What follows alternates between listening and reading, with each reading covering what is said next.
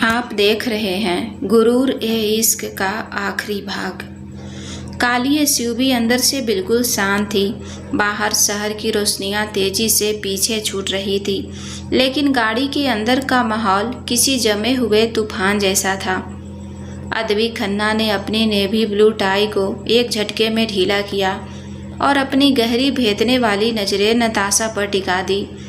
नताशा आराम से सीट पर पीछे सीट टिकाए आंखें बंद किए हुए थी, जैसे अभी अभी बाहर पार्किंग में जो हाई वोल्टेज ड्रामा हुआ उसे उसका कोई लेना देना ही ना हो। वह कौन था? अदवी की आवाज़ बेहद सर्द और धीमी थी, लेकिन उस छोटे से स्पेस में वह किसी हुक्म की तरह गूंजी। नताशा ने आंखें नहीं खोली। मेरा एक मरीज, रायचंद ग्रुप का वारिस, तुम्हारे लिए पार्किंग में गुलाब लेकर खड़ा था और तुम उसे सिर्फ एक मरीज कह रही हो। अदविक ने अपनी उंगलियों से लेदर सीट पर एक धीमा लेकिन खतरनाक टैप किया।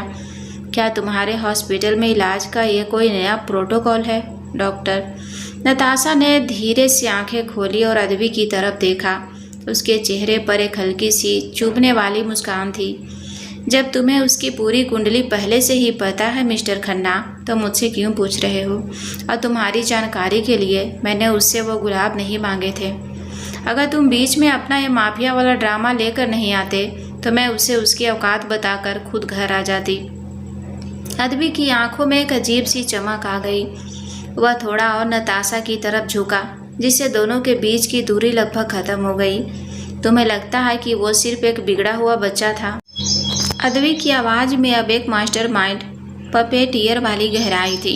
उसकी आंखों में तुम्हारे लिए जो जुनून था वो किसी भी सड़क छाप मवाली से ज़्यादा खतरनाक है। और तुम मेरी पत्नी हो। मेरे नाम के साथ जुड़ी हुई किसी भी चीज़ पर अगर कोई और नज़र भी डाले तो मैं उसकी आंखें नोच लेने का शौक़ रखता हूँ। नताशा का चेहरा एकदम सपाट था। अदवी की इस खौफनाक और कंट्रोलिंग वाइब का उस पर कोई असर नहीं हो रहा था। उसने अदवी की आंखों में सीधा देखते हुए कहा, फिर से वही बात, तुम्हारी पत्नी, तुम्हारा नाम, तुम्हारा गुरूर। अदवी, तुम शायद भूल रहे हो कि हमारी शादी कोई जन्म जन्म का बंधन नहीं है, यह सिर्फ एक सौदा है। सौदा हो या जंग, अदविक ने नताशा की बात बीच में काटते हुए कहा। उसने अपना हाथ उठाया और बहुत धीरे से नताशा के चेहरे के पास गिरी एक लट को कान के पीछे कर दिया। उसकी उंगलियों का वो हल्का सा स्पर्श बर्फ जैसा ठंडा था, लेकिन उसमें एक अजीब सी आग थी। जब तक तू मेरे इस घेरे में हो, तू मेरी जिम्मेदारी हो, और मेरे साम्राज्य में किसी और की दखल अंदाजी मेरी इजाज़त के बिना नहीं होती। नताशा ने अदवी का हाथ अपने चेहरे से झटक दिया, लेकिन उसके लहजे में कोई घबराहट नहीं थी।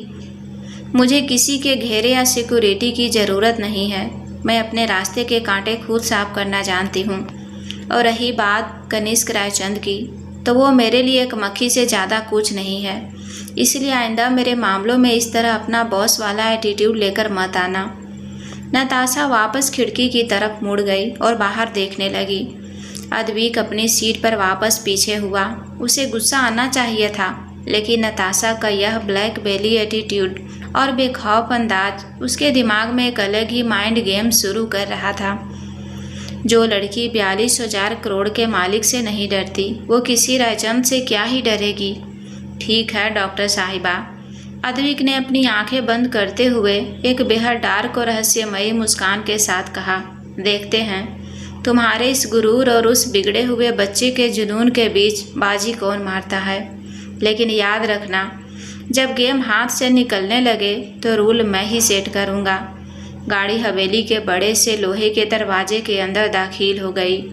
खेल अब पूरी तरह से सेट हो चुका था।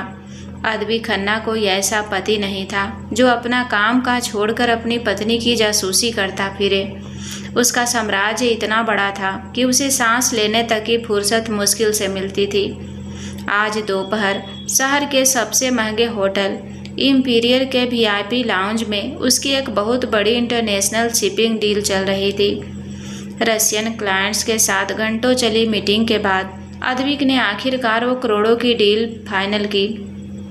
वह अपनी फाइलें सेक्रेटरी को थमाकर अपने बॉडीगार्ड्स के साथ लॉबी की तरफ बढ़ रहा था। उसका दिमाग पूरी तरह बिजनेस में था। लेकिन तभी उसकी नज़र होटल के ओपन कैफ़े में चल रहे एक छोटे से हंगामे पर पड़ी। वह रुक गया। कैफ़े के बीचों बीच नताशा खड़ी थी। वह यहाँ शायद किसी मेडिकल सेमिनार के ब्रेक में आई थी, क्योंकि उसके हाथ में एक फाइल और गले में हॉस्पिटल का आईडी कार्ड था और उसके ठीक सामने खड़ा था कनिष्क रायचंद। कनिष्क का पागलपन अब उसकी आंखों में साफ दिख रहा था। उसने एक बेहद महंगा डायमंड नेकलेस नताशा के सामने रखा हुआ था। तुम्हारी प्रॉब्लम क्या है नताशा? कनिष्क की आवाज़ में झल्लाहट और जीत थी जो कैफ़े के सन्नाटे में गूंज रही थी। मैंने तुम्हारे लिए पूरा कैफ़े बुक कर लिया है। तुम्हें यह मामूली डॉक्टरों वाली ज़िंदगी जीने की क्या ज़रूरत है? यह नेकलेस तुम्हारी पूरी ज़िंदगी की सैलरी से ज़्यादा का है। अद्विक ने दूर से अपनी आंखें सिकोड़ी। उसने अपने गार्ड्स को वहीं रुकने का इशारा किया और बिना कोई आवाज़ किए खामोशी से उस तरफ कदम बढ़ाए। उसे नताशा पर पूरा भरोसा था कि वह इस बच्चे को खुद संभाल लेगी, लेकिन कनिष्क की मौजूदगी ही अद्विक के अंदर एक खौफनाक आग भड़काने के लिए काफ़ी थी। नताशा ने उस करोड़ों के नेकलेस को ऐसे देखा जैसे वो सड़क पर पड़ा कोई कबाड़ हो। मुझे लगा था तुम्हारे सिर की चोट ठीक हो गई होगी कनिष्क। नताशा की आवाज़ बेहद ठंडी और धारदार थी, लेकिन लगता है असर सीधा दिमाग पर हुआ है। मैं अपनी कॉफ़ी का बिल खुद दे सकती हूँ, और रही बात इस चमचमाते पत्ते की, तो ये अपने गले में डालकर घूमो। मुझ पर यह सब काम नहीं करता। नताशा पलटी और वहाँ से जाने लगी, लेकिन कनिष्क, जो हर बार नताशा के इस तिरस्कार से पागल हो रहा था, अपनी हद भूल गया। उसने गुस्से में आगे बढ़कर नताशा की कलाई को बेहद जोर से पकड़ लिया। तुम समझती क्या हो खुद को? कनिष्क फुसफुसाते हुए बोला। उसकी उंगलियां नताशा की कलाई पर कस गई। मैं कनिष्क रायचंद हूँ। तुम मुझे ऐसे इग्नोर करके नहीं जा सकती। हाथ छोड़ो। ये दो लफ्ज़ नहीं थे, बल्कि मौत का फरमान थे। कनिष्क के पीछे से आई उस आवाज़ में इतना खौफ, इतना भारीपन और इतनी बर्फ जैसी ठंडक थी कि कैफ़े का तापमान जैसे अचानक गिर गया। कनिष्क ने झटके से पीछे मुड़कर देखा। नताशा ने भी अपनी कलाई छुड़ाने की कोशिश रोक कर उस तरफ देखा। अद्विक खन्ना वहाँ खड़ा था। उसका 3-पीस सूट एकदम परफेक्ट था। उसके हाथ उसकी पैंट की जेब में थे, लेकिन उसकी वो गहरी खौफनाक नज़रें कनिष्क के उस हाथ पर टिकी थी जिसने नताशा को पकड़ा हुआ था। अद्विक खन्ना? कनिष्क की आवाज़ हलक में ही सूख गई। उसे याद आ गया कि उस दिन पार्किंग में क्या हुआ था, लेकिन उसे लगा था कि अद्विक बस एक बिजनेसमैन है। अद्विक ने अपनी जेब से हाथ बाहर निकाला। वो बहुत धीमी नपी तुली चाल के साथ कनिष्क के बिल्कुल करीब आया। अद्विक की लंबाई और उसका वो मास्टरमाइंड वाला दबदबा कनिष्क को अंदर तक कपा रहा था। मैंने कहा। अद्विक ने बिना पलक झपकाए कनिष्क की आंखों में देखा। उसकी आवाज़ में कोई चीख पुकार नहीं थी, बस एक ऐसा साइकोलॉजिकल खौफ था जो सीधे इंसान के दिमाग पर वार करता था। मेरी पत्नी का हाथ छोड़ो। कनिष्क का गुरूर अब डर में बदल रहा था, लेकिन अपने ईगो के चक्कर में उसने कहा, तुम्हारी पत्नी? यह तो खुद को सिर्फ एक डॉक्टर कहती है। तुम मुझे डरा नहीं सकते खन्ना, मेरे डैड। कनिष्क अपनी बात पूरी भी नहीं कर पाया था कि अद्विक का हाथ बिजली की फुर्ती से आगे बढ़ा। उसने कनिष्क के उसी हाथ की कलाई को बीच से पकड़ा, इतनी भयानक ताकत के साथ कि कनिष्क के मुंह से एक दर्दनाक चीख निकल गई। आह! कनिष्क का हाथ नताशा की कलाई से छूट गया। अद्विक ने कनिष्क की कलाई को अपनी लोहे जैसी उंगलियों में जकड़े रखा। कनिष्क दर्द से नीचे की तरफ झुकने लगा था। उसके चेहरे का रंग उड़ चुका था। डैड। अद्विक के होठों पर एक बहुत ही डार्क और खतरनाक स्मर्क उभर आई। जाकर अपने डैड से पूछना कि जिस ट्रांसपोर्ट से उनका पूरा रायचंद एम्पायर चलता है, उसे कौन कंट्रोल करता है। मैं तुम्हारे पूरे खानदान को एक रात में सड़क पर ला सकता हूँ बच्चा। अद्विक ने कनिष्क की कलाई को एक आखिरी भयानक झटके के साथ छोड़ा। कनिष्क लड़खड़ा कर सीधे कैफे की जमीन पर गिर पड़ा। वह दर्द से अपनी कलाई पकड़े हाँफ रहा था। अद्विक ने अपनी टाई को हल्का सा ठीक किया, जैसे कुछ हुआ ही ना हो। फिर उसने अपनी सर्द नज़रें कनिष्क पर डाली। ये मेरी पहली और आखिरी वार्निंग है। अगर तुम्हारी परछाई भी मेरी पत्नी के आसपास दिखी तो मैं तुम्हें मारूंगा नहीं।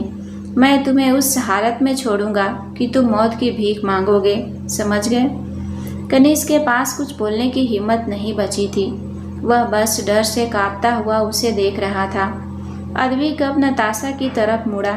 नताशा का चेहरा अभी भी शांत था, लेकिन उसकी नज़रें अद्विक के इस खौफनाक रूप को बड़ी गहराई से पढ़ रही थी। उसने देखा कि अद्विक की आंखें अभी भी गुस्से से डार्क थी। अद्विक ने नताशा की उस कलाई को देखा जहां कनिष्क के पकड़ने से हल्के लाल निशान पड़ गए थे। अद्विक का जबड़ा गुस्से से कस गया, लेकिन उसने खुद पर कंट्रोल रखा। मीटिंग खत्म हो गई मेरी।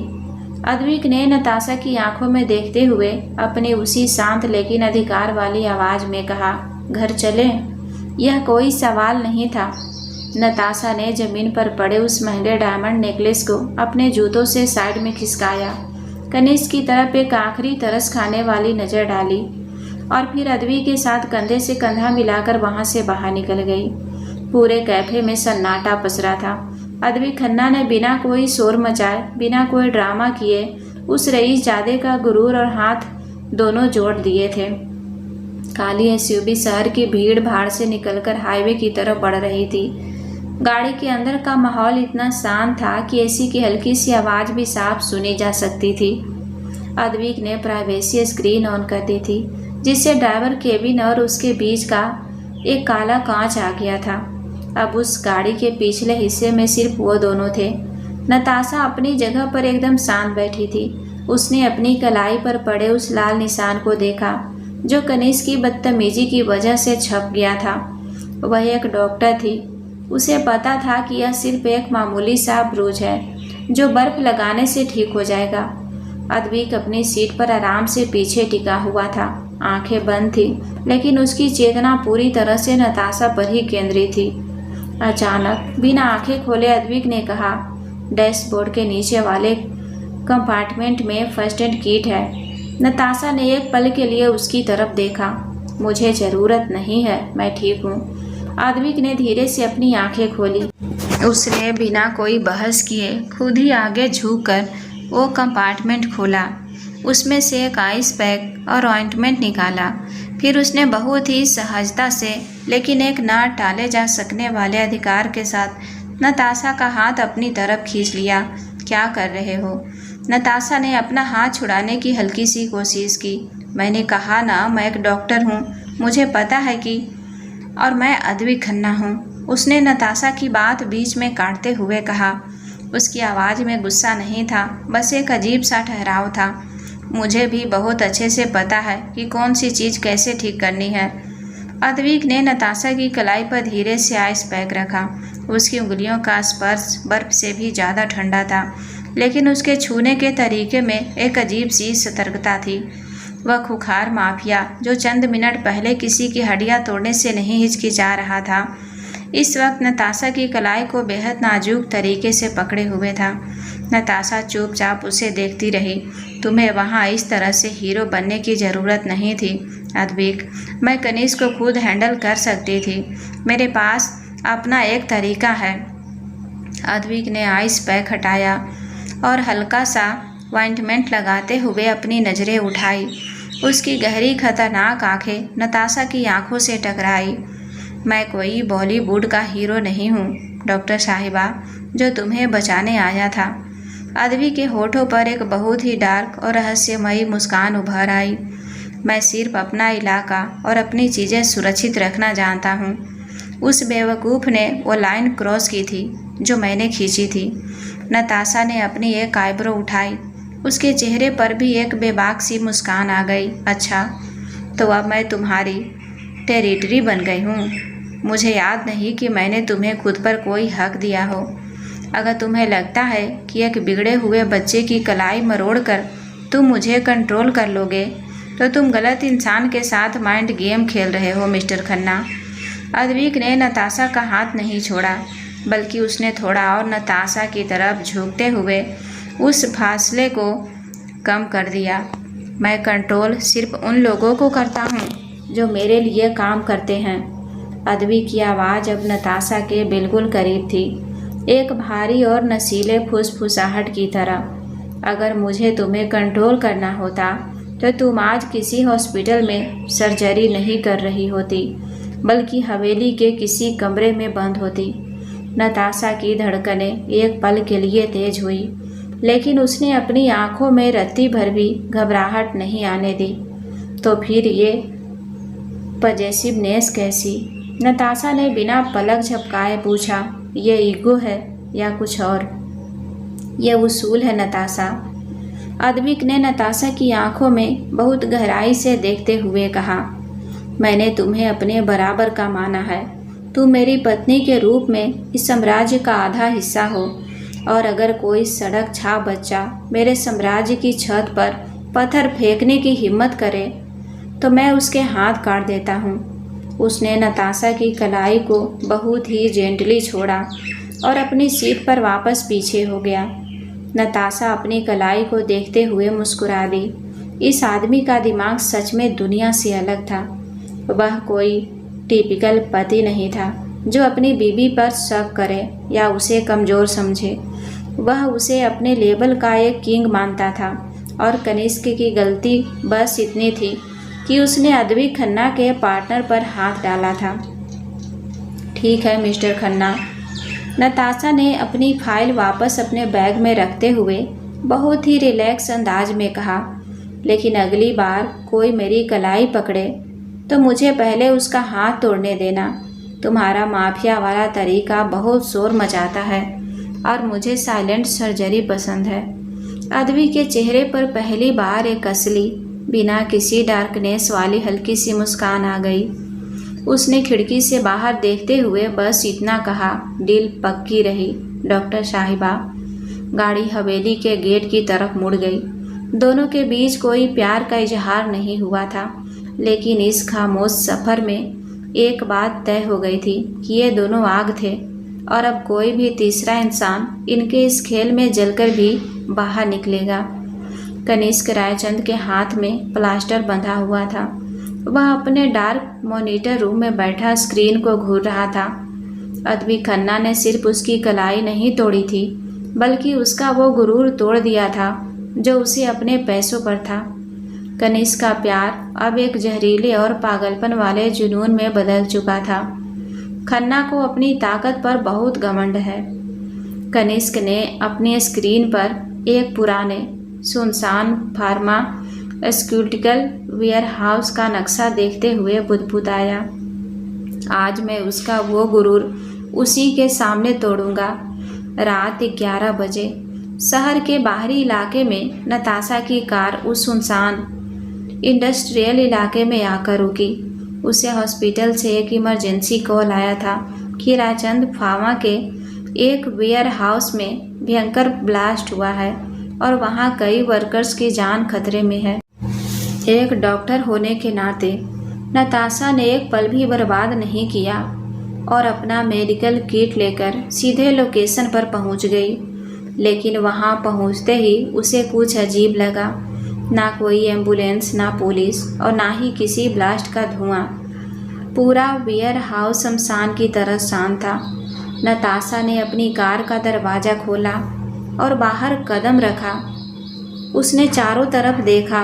उसकी पारखी नज़रें तुरंत समझ गई कि कुछ गलत है, ट्रैप। नताशा ने मन ही मन सोचा और वापस मुड़कर अपनी कार में बैठने ही वाली थी कि तभी वेयर हाउस के भारी लोहे के दरवाजे से आवाज़ आई, अब वापस जाने का कोई फ़ायदा नहीं है डॉक्टर। नताशा ने मुड़कर देखा, वहाँ कोई नहीं था, बस ऊपर लगा एक स्पीकर बज रहा था। यह कनिष्क की आवाज़ थी। तभी अंधेरे से 8-10 भारी भरकम गुंडे लोहे की रॉड और हथियार लेकर बाहर निकले और उन्होंने नताशा को घेर लिया। नताशा के चेहरे पर डर की एक लकीर तक नहीं थी। उसने बहुत शांति से अपना मेडिकल बैग ज़मीन पर रखा और अपनी उंगलियां चटकाते हुए एक गहरी सांस ली। वह कनिष्क के इन गुंडों की हड्डियां बिना एनेस्थीसिया के तोड़ने के लिए बिल्कुल तैयार थी, लेकिन इससे पहले कि कोई गुंडा एक कदम भी आगे बढ़ाता, एक कान फाड़ देने वाली गोली की आवाज़ गूंजी। सबसे आगे खड़े गुंडे के पैर के ठीक 1 इंच दूर जमीन पर बुलेट टकराई और चिंगारी उठी। सारे गुंडे झटके से पीछे हटे।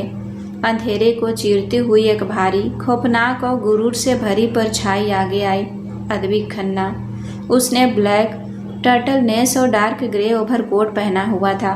उसके एक हाथ में एक सिल्वर रंग की कस्टम मेड गन थी और उसकी आंखों में ऐसी मौत की शांति थी कि गुंडों के पसीने छूट गए।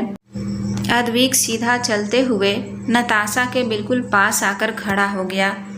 उसने गुंडों की तरफ देखे बिना ही नताशा से पूछा, तुम्हें अकेले ऐसे घटिया लोगों से खेलने का शौक कब से हो गया? नताशा ने अपनी एक आईब्रो उठाई। मुझे लगा तुम अपनी किसी इंटरनेशनल मीटिंग में बिजी होंगे। मुझे ट्रैक कर रहे थे। मेरी इंटेलिजेंस टीम तुम्हारा नहीं, रायचंद के उस बिगड़े हुए बच्चे का हर मूवमेंट ट्रैक कर रही है। अद्विक ने अपनी गन का सेफ्टी कैच खोलते हुए कहा। तभी स्पीकर से कनिष्क की बौखलाई हुई आवाज़ आई, मारो खन्ना को, उसे जिंदा मत छोड़ना। अद्विक के चेहरे पर एक डार्क स्मर्क आई। उसने अपनी गन उठाई और पलक झपकते ही 3 गोलियां फायर की। तीनों गोलियां गुंडों के हाथों और पैरों में सटीक निशानों पर लगी। बाकी गुंडे अपनी जान बचाकर वहां से भाग खड़े हुए, लेकिन कनिष्क का असली प्लान ये गुंडे थे ही नहीं। अचानक अद्विक और नताशा जिस जगह खड़े थे उसके चारों तरफ से मोटे स्टील के दरवाजे आसमान से गिरे और वे दोनों वेयर हाउस के सेंटर कोल्ड स्टोरेज वॉल्ट के अंदर कैद हो गए। हा हा हा। स्पीकर से कनिष्क की सनकी हंसी गूंजी। वेलकम खन्ना, तुम बहुत बड़े माफिया हो ना। अब अपनी ताकत इस स्टील पर दिखाओ। ये रायचंद का कोल्ड स्टोरेज है। मैंने इसका टेम्परेचर -15 डिग्री पर सेट कर दिया है। अगले 20 मिनट में तुम्हारी नसें जम जाएंगी। लेकिन फिक्र मत करो नताशा, जब यह खन्ना तुम्हारे सामने बर्फ बन जाएगा तब मैं दरवाज़ा खोलकर तुम्हें अपने साथ ले जाऊंगा। अद्विक ने बिना 1 सेकंड बर्बाद किए अपनी गन उठाई और स्पीकर पर फायर कर दिया। आवाज़ आनी बंद हो गई। बकवास इंसान। अद्विक ने गन वापस अपनी बेल्ट में रखते हुए कहा, लेकिन खतरा असली था। कमरे का तापमान तेजी से गिर रहा था। नताशा ने सिर्फ एक पतली शर्ट और ट्राउजर पहना था। उसे तुरंत ठंड महसूस होने लगी। अद्विक ने अपनी गहरी आंखों से चारों तरफ देखा। बाहर सिग्नल जैम थे और दरवाजे इलेक्ट्रॉनिक लॉक से बंद थे। उसने बिना कुछ कहे अपना भारी ओवरकोट उतारा और नताशा के कंधों पर डाल दिया। मुझे इसकी ज़रूरत नहीं है। नताशा ने कोट वापस करने की कोशिश की, लेकिन अद्विक ने उसके दोनों हाथ पकड़कर उसे रोक दिया। यह ईगो दिखाने का वक्त नहीं है डॉक्टर। अद्विक की आवाज़ उस जमती हुई ठंड में भी बेहद गर्म और भारी थी। तुम्हारी बॉडी का टेम्परेचर गिर रहा है, कोट पहन कर रखो। कमरे का तापमान अब -5 डिग्री तक पहुंच चुका था। नताशा के होठ हल्के नीले पड़ने लगे थे और वह कांपने लगी थी। अद्विक जानता था कि इस लव को तोड़ने में वक्त लगेगा। उसने नताशा को एक कोने में दीवार के सहारे खड़ा किया और खुद उसके बिल्कुल करीब आ गया। अद्विक ने नताशा को अपनी दोनों बाहों के घेरे में ले लिया। उसे अपनी चौड़ी और मजबूत छाती से लगा लिया ताकि उसकी बॉडी हीट नताशा को गर्म कर सके। नताशा इस अचानक हुई नज़दीकी से चौंक गई।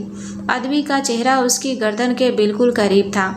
अद्विक की गर्म सांसें नताशा की ठंडी त्वचा से टकरा रही थी।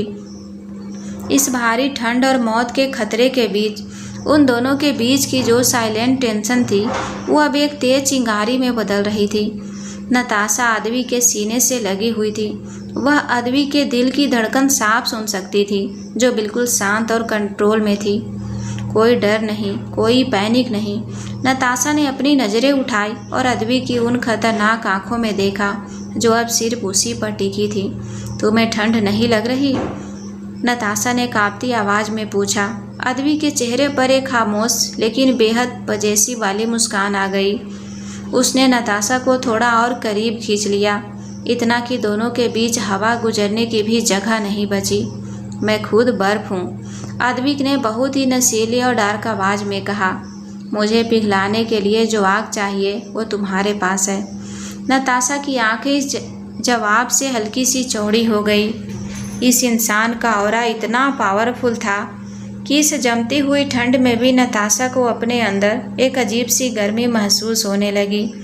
लेकिन नताशा कोई आम लड़की नहीं थी जो सिर्फ किसी के सीने से लगकर बचने का इंतजार करे। उसने अपनी मेडिकल किट की तरफ देखा। तुम्हारी गन में कितनी गोलियां हैं? नताशा ने अदवी के सीने पर हाथ रखते हुए बिल्कुल प्रोफेशनल अंदाज में पूछा। 4।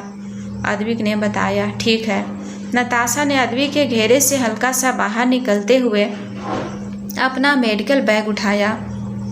उसने उसमें से अपना सर्जिकल ब्लेड निकाला। दरवाजे के पास जो इलेक्ट्रॉनिक पैनल है उसकी वायरिंग बहुत नाजुक होती है। मैं इस ब्लेड से उसका मेन सर्किट काट दूंगी।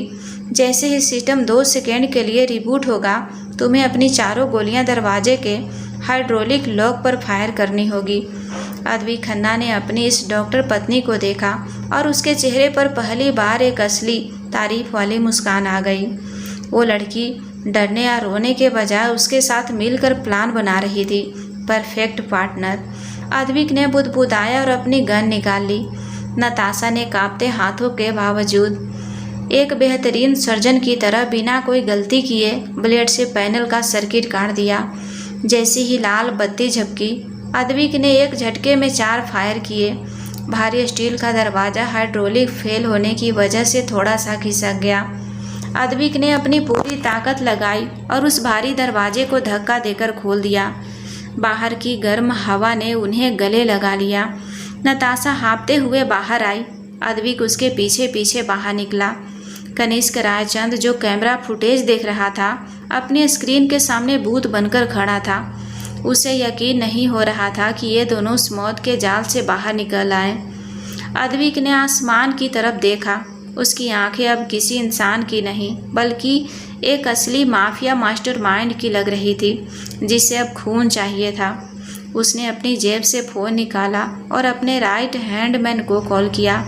रायचंद का जितना भी शिपिंग का माल हमारे पोर्ट्स पर है सब जला दो।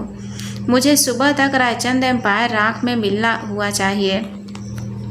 अद्विक ने फ़ोन काटा और नताशा की तरफ मुड़ा जो अभी भी उसका ओवरकोट पहने हुए थी। अद्विक उसके करीब गया। उसने नताशा के माथे पर बिखरे बालों को बहुत जेंटली पीछे किया और एक खौफनाक मुस्कान के साथ बोला, चलो डॉक्टर साहिबा, अब किसी की साइलेंट सर्जरी करने का वक्त आ गया है। रात के 3 बज रहे थे। रायचंद मेंशन में सन्नाटा नहीं बल्कि एक खौफनाक अफरा तफरी मची हुई थी। शहर के सबसे बड़े रईसों में गिने जाने वाले कनिष्क के पिता मिस्टर राजेश्वर रायचंद अपने आलीशान स्टडी रूम में पसीने से भीगे हुए थे। उनके सामने रखी 4 अलग अलग फ़ोन्स की स्क्रीन लगातार चमक रही थी और हर कॉल एक नई मौत की खबर ला रही थी। सर, हमारे सारे कार्गो शिप्स समंदर के बीचों बीच रोक दिए गए हैं। पोर्ट अथॉरिटी ने क्लियरेंस देने से मना कर दिया है। सर, हमारे सारे वेयर हाउस सील हो गए हैं। ट्रांसपोर्ट यूनियन ने हड़ताल कर दी है। सर, इंटरनेशनल इन्वेस्टर्स ने अपने सारे शेयर्स निकाल लिए हैं। हमारे स्टॉक्स धड़ाम से गिर गए हैं। हम दिवालिया हो रहे हैं। राजेश्वर रायचंद अपने घुटनों के बल जमीन पर बैठ गए। महज 6 घंटे, सिर्फ 6 घंटों में उनका 25 साल पुराना साम्राज्य ताश के पत्तों की तरह ढह गया था। किसी ने कोई गोली नहीं चलाई, कोई बम नहीं फोड़ा। यह किसी खूंखार पपेटियर का बिछाया हुआ ऐसा मास्टरमाइंड जाल था जिसने रायचंद खानदान की आर्थिक नसें बिना खून बहाए काट दी थी। तभी स्टडी रूम का दरवाज़ा खुला और कनिष्क अंदर आया। उसके हाथ पर अभी भी प्लास्टर था और आंखों में वो पुराना गुरूर। डैड, आप इतनी रात को जाग क्यों रहे हैं और ये सब क्या चल रहा है?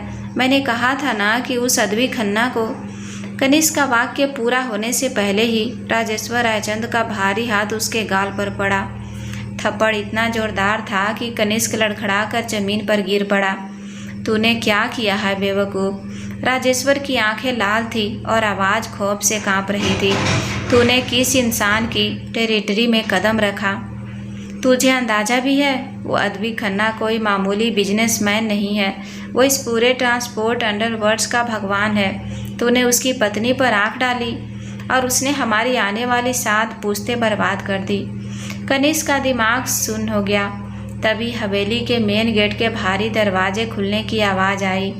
राजेश्वर रायचंद की सांसें अटक गई। रायचंद मेंशन के उस डार्क और रॉयल हॉल में कदमों की धीमी लेकिन खौफनाक आवाज़ गूंजने लगी। कोई गार्ड, कोई सिक्योरिटी उन्हें रोकने की हिम्मत नहीं कर पाई, क्योंकि जो शख्स अंदर आ रहा था उसका ऑरा ही मौत का दूसरा नाम था, अद्विक खन्ना। उसने एक डार्क नेवी ब्लू सूट पहना हुआ था। उसके चेहरे पर कोई गुस्सा नहीं था, बस एक मास्टर माइंड वाली खतरनाक शांति थी। और उसके ठीक बगल में कदम से कदम मिलाकर चल रही थी डॉक्टर नताशा, जिसने डार्क मरून रंग का एक बेहद स्टाइलिश ओवरकोट पहना हुआ था। दोनों किसी डार्क मन हवा के परफेक्ट अनबीटेबल पावर कपल की तरह लग रहे थे। राजेश्वर रायचंद दौड़ते हुए सीढ़ियों से नीचे आए और सीधे अद्विक के पैरों के पास गिर पड़े। मिस्टर खन्ना, मुझे माफ़ कर दीजिए। मेरे बेटे की गलती की सज़ा मेरे एम्पायर को मत दीजिए, मैं बर्बाद हो जाऊंगा। अद्विक ने अपनी जेब में हाथ डाले हुए राजेश्वर को देखा। फिर उसकी नज़रें सीढ़ियां पर कांपते हुए खड़े कनिष्क पर पड़ी। तुम्हारे एम्पायर की सज़ा? अद्विक की आवाज़ हॉल में किसी डार्क सिम्फनी की तरह गूंजी। तुम्हें गलतफहमी हुई है रायचंद, मैंने तुम्हें सज़ा नहीं दी। मैंने तो बस अपने वो रास्ते और ट्रक्स वापस ले लिए जिन पर तुम्हारा बिजनेस सांस ले रहा था। अगर तुम्हारी ताकत मेरे फेंके हुए टुकड़ों पर टिकी थी तो तुम्हारा गुरूर किस बात का था? कनिष्क, जो हमेशा खुद को दुनिया का राजा समझता था, आज अपने पिता को अद्विक के जूतों में पड़ा देखकर अंदर से टूट गया। उसका सारा पागलपन, उसका वो साइको जुनून अद्विक के इस साइलेंट माइंड गेम के सामने चींटियों जैसा महसूस होने लगा। अद्विक धीरे धीरे सीढ़ियां चढ़कर कनिष्क के बिल्कुल सामने जा खड़ा हुआ। कनिष्क की हिम्मत नहीं हुई कि वो नज़रें भी उठा सके। मैंने कहा था ना बच्चा, अद्विक ने बहुत ही ठंडे और चुभने वाले लहजे में कहा, कि मैं तुम्हें मारूंगा नहीं। मौत बहुत आसान होती है। अब तुम जिंदा रहोगे, हर रोज सड़क पर खड़े होकर अपने इस महल को बिकते हुए देखोगे। तुम्हारा वो गुरूर जिसके दम पर तुम मेरी पत्नी को खरीदने निकले थे, अब एक एक रुपए के लिए मोहताज होगा। इसे कहते हैं असली नरक। अद्विक पीछे हटा। उसने नताशा की तरफ देखा। डॉक्टर साहिबा, सर्जरी पूरी हुई, आपको कुछ कहना है? नताशा अपनी उसी ग्रेस और ब्लैक बेली एटीट्यूड के साथ कनिष्क के पास आई। उसने कनिष्क को ऐसी नज़रों से देखा जैसे वो कोई कीड़ा हो। तुम्हें पता है कनिष्क, एक सर्जन और एक कातिल में क्या फ़र्क होता है? नताशा ने अपनी ठंडी और बेबाक आवाज़ में कहा, कातिल सीधे दिल पर वार करता है और सर्जन बीमारी की जड़ काटता है। तुमने एक ऐसे इंसान से पंगा लिया जो माइंड गेम्स का मास्टर है। तुमने मेरी कीमत लगाने की कोशिश की थी, आज तुम्हारी खुद की कीमत 0 हो गई है। नताशा पलटी और अद्विक के बिल्कुल बगल में आकर खड़ी हो गई। उसने अद्विक की तरफ देखकर एक हल्की सी सेटिस्फाइड मुस्कान दी। चले मिस्टर खन्ना, मुझे सुबह ही शिफ्ट के लिए हॉस्पिटल भी जाना है। अद्विक के होठों पर भी वो डार्क मास्टरमाइंड वाली मुस्कान आ गई। उसने अपना हाथ आगे बढ़ाया और नताशा ने बिना किसी झिझक के अपना हाथ उसके हाथ में दे दिया। बिना पीछे मुड़े दोनों उस हवेली से बाहर निकल गए। पीछे छोड़ गए सिर्फ रायचंद खानदान की चीखें और उनके साम्राज्य की राख। अद्विक खन्ना ने साबित कर दिया था कि उसके पास खून बहाने की ज़रूरत नहीं है। उसका दिमाग ही दुनिया का सबसे खतरनाक हथियार है। रायचंद एम्पायर की धज्जियां उड़ाने के बाद जब उनकी कार हवेली के पोर्च में रुकी तो रात के 4 बज चुके थे। दोनों चुपचाप बेडरूम में आए। नताशा ने अपना भारी वुअर कोट उतारकर सोफे पर रखा और अपनी गर्दन चटकाते हुए सीधे वॉशरूम की तरफ जाने लगी। तभी उसने शीशे में अद्विक को देखा। अद्विक ने अपना कोट तो उतार दिया था, लेकिन शर्ट की बाँह चढ़ाते हुए वह हल्का सा सिसका और सोफे पर बैठ गया। उसके बाएं कंधे के पास शर्ट पर खून का एक हल्का सा लाल धब्बा था, जो वेयर हाउस के उस भारी स्टील के दरवाजे को धक्का देते वक्त लगी खरोच का था। नताशा के कदम वहीं रुक गए। उसकी डॉक्टर वाली इंस्ट्रिक्ट तुरंत जाग उठी। बिना एक शब्द कहे वह तेजी से फर्स्ट एड किट लेकर आई और अदवी के पास बैठ गई। तुम्हें चोट लगी थी और तुमने पूरे रास्ते बताया तक नहीं। नताशा की आवाज़ में हल्की सी चिंता थी। अद्विक ने अपनी आंखें बंद कर ली और थोड़ा भारी आवाज़ में बोला, माफिया हूँ डॉक्टर, इतनी छोटी चोट की शिकायत नहीं करता, लेकिन दर्द थोड़ा ज़्यादा है, शायद घाव गहरा है। उसका चेहरा ऐसा था जैसे वह कोई बहुत बड़ा जख्म सह रहा हो। नताशा ने तुरंत अद्विक की शर्ट के बटन खोले और शर्ट को कंधे से नीचे खिसकाया, लेकिन जैसे ही उसकी नज़र उस गहरे घाव पर पड़ी, नताशा की उंगलियां रुक गई। वहाँ सिर्फ एक मामूली सी खरोच थी, बस हल्की सी छील गई थी त्वचा, जिसे बैंड एड की भी मुश्किल से ज़रूरत थी। नताशा ने अपनी नज़रें उठाई और अद्विक को देखा। अद्विक कभी भी अपनी आंखें बंद किए चेहरे पर एक बेचारे मरीज वाला भाव बनाए बैठा था। नताशा को समझने में एक सेकंड नहीं लगा कि यह 42,000 करोड़ का खूंखार माफिया सिर्फ उसका अटेंशन खींचने के लिए नौटंकी कर रहा है। नताशा के होठों पर एक बहुत ही ब्लैक बेली और शैतानी मुस्कान आ गई। ओह, घाव तो सच में बहुत गहरा है मिस्टर खन्ना, नताशा ने हमदर्दी जताते हुए कहा। उसने जानबूझकर रुई को रबिंग अल्कोहल में पूरा भिगोया और बिना कोई चेतावनी दिए उस मामूली सी खरोच पर जोर से रगड़ दिया। आह! अद्विक की आंखें झटके से खुल गई और उसका गुरूर भरा चेहरा दर्द से सिकुड़ गया। उसने झटके से नताशा का हाथ पकड़ लिया। क्या कर रही हो जंगली बिल्ली, आग लगा दी तुमने। नताशा ने अपनी एक आईब्रो उठाई और बिल्कुल मासूमियत से बोली, क्या हुआ? माफिया किंग को जरा सी रुई से दर्द हो गया? मुझे लगा तुम शिकायत नहीं करते। अद्विक को समझ आ गया कि उसकी चोरी पकड़ी गई है। उसने नताशा को घूरा, लेकिन नताशा ने परवाह किए बिना किट बंद की और खड़ी हो गई। चुपचाप से सो जा मिस्टर खन्ना, नताशा ने अपनी घड़ी उतारते हुए एक बेबाक लहजे में कहा, और मुझसे फालतू का मतलब मत रखो। मेरी सुबह हॉस्पिटल की शिफ्ट है। अद्विक ने अपनी शर्ट वापस कंधे पर चढ़ाते हुए एक डार्क और मास्टरमाइंड वाली मुस्कान दी। शिफ्ट से पहले कल सुबह 6 बजे से तुम्हें मेरे साथ ट्रेनिंग करनी है। यह हमारे कॉन्ट्रैक्ट का हिस्सा था। नताशा अपने बिस्तर की तरफ गई और रजाई ओढ़ते हुए बिना उसकी तरफ देखे बोली, कोई ज़रूरत नहीं है, मैं एक डॉक्टर हूँ। मैं जानती हूँ कि मैं बिना तुम्हारी माफिया वाली ट्रेनिंग के भी बिल्कुल फिट हूँ। Good night. नताशा ने करवट ली और आंखें बंद कर ली। अद्विक अपनी जगह बैठा बस मुस्कुराता रहा। देखते हैं सुबह कौन किसकी सुनता है। सुबह 6 बजे नताशा गहरी नींद में थी। तभी अचानक कमरे के मोटे भारी पर्दे एक झटके में खुल गए। सुबह की तेज धूप सीधे नताशा के चेहरे पर पड़ी। नताशा ने चिढ़ते हुए रजाई से अपना मुंह ढक लिया। पर्दे बंद करो, नताशा नींद में ही बड़बड़ाई, लेकिन कमरे में अचानक कड़ाके की ठंड बढ़ने लगी। अद्विक ने एसी का तापमान 16 डिग्री पर कर दिया था।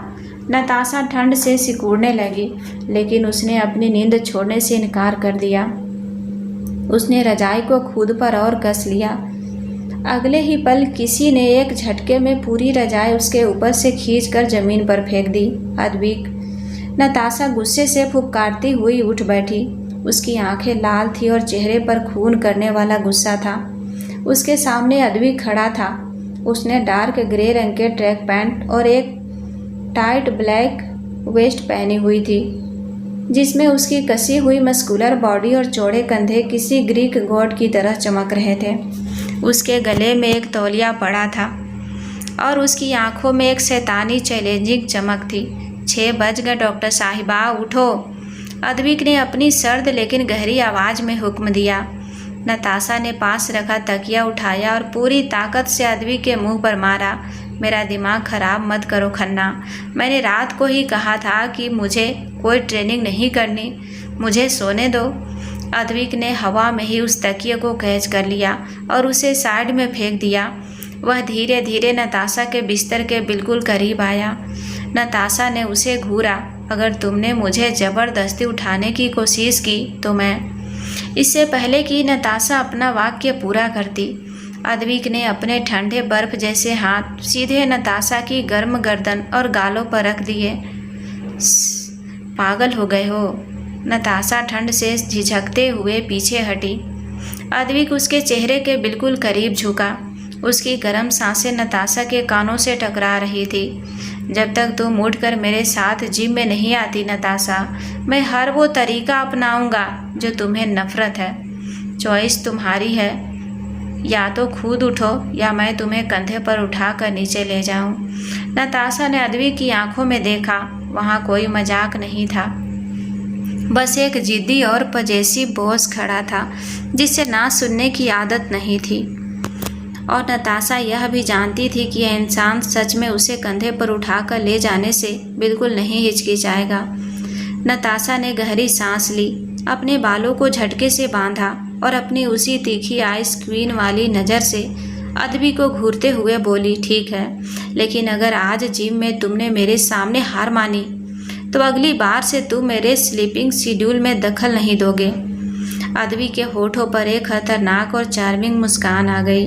वह पीछे हटा और नताशा का रास्ता दिया। चैलेंज एक्सेप्टेड डॉक्टर साहिबा, आ जाओ अखाड़े में।